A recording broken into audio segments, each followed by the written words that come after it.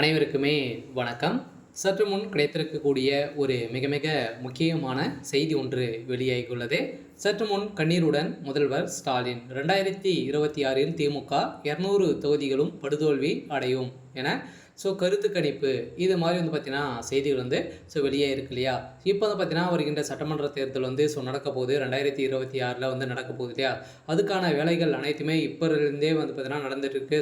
திமுகவும் அதிமுகவும் பார்த்தீங்கன்னா இப்போ பிரச்சாரத்தில் பார்த்தீங்கன்னா ஈடுபட்டு வராங்க. இந்த பிரச்சாரத்தின் அடிப்படையில் இப்போ அதிரடியாக முதல்வர் ஸ்டாலின் அவர்களுக்கும் திமுக சேர்ந்த நிர்வாகிகளுக்கும் இடையே பார்த்தீங்கன்னா மக்கள் எதிர்ப்புகள் காட்டக்கூடிய நிலையத்தில் தான் இப்போ செயல்பட்டு வராங்க. பார்த்தீங்கன்னா அங்கே முதல்வர் ஸ்டாலின் அவர்களும் அதேமாதிரி திமுக சேர்ந்த அமைச்சர்கள் நிர்வாகிகள்லாம் பார்த்தீங்கன்னா இது ஈடுபட்டு வராங்க. இந்த ஈடுபட்டு வரும் நிலையில் இப்போ சதுரடியாக பார்த்தீங்கன்னா இந்த திமுகவுக்கு எதிர்ப்புகள் வந்திருக்கு அப்படின்றது தான் இப்போ தகவல் வெளியாகி இருக்கு. இந்த நிலையில் முதல்வர் ஸ்டாலின் அவர்கள் பெரும் அதிர்ச்சியில் இருக்கார்.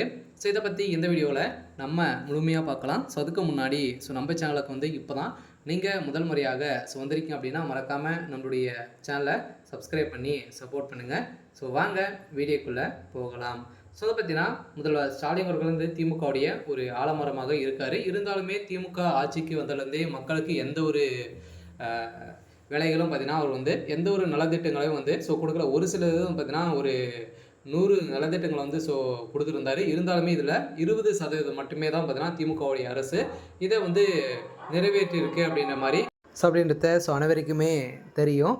இந்த நிலையில் இப்போ முதல்வர் ஸ்டாலின் அவர்களுக்கும் அதே மாதிரி திமுக சேர்ந்த நிர்வாகிகளுக்கும் இடையே நிறைய எதிர்ப்புகள் வந்திருக்குல்லே. இப்போ பிரச்சாரத்தை பார்த்தீங்கன்னா அங்கங்கே ஆரம்பிச்சுட்டு இருக்காங்க. இந்த நிலையில் கருத்து கணிப்பின் அடிப்படையில் இப்போ முதல்வர் திமுகவுடைய அரசு 200 தொகுதிகளை படுதோல்வி அடையும் என்றத பார்த்தீங்கன்னா ஒரு கருத்து கணிப்பில் சொல்லிட்டு இருக்காங்க.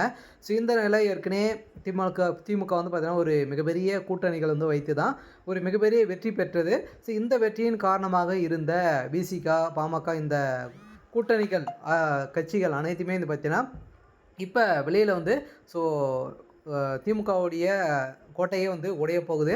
இந்த நிலையில் வருகின்ற சட்டமன்ற தேர்தலில் திமுக பார்த்தீங்கன்னா ஓனம் நிற்க போகிறாங்க. ஏற்கனவே இருந்த திமுகவுடைய அமைச்சர்களே பார்த்தீங்கன்னா நிற்க போகிறாங்க. இந்த நிலையில் கூட்டணி இல்லாமல் ஒரு ஆட்சியாக அமைக்கணும் அப்படின்றத முதல்வர் ஸ்டாலின் அவர்களும் அதே மாதிரி உதயநிதி ஸ்டாலின் அவர்கள் தான் பார்த்தீங்கன்னா முதல்வராக வேட்பாளராக இருக்க போகிறாரு அப்படின்றத ஒரு பரவலாகவே பேசும்போதெல்லாம் மாறி இருக்கு.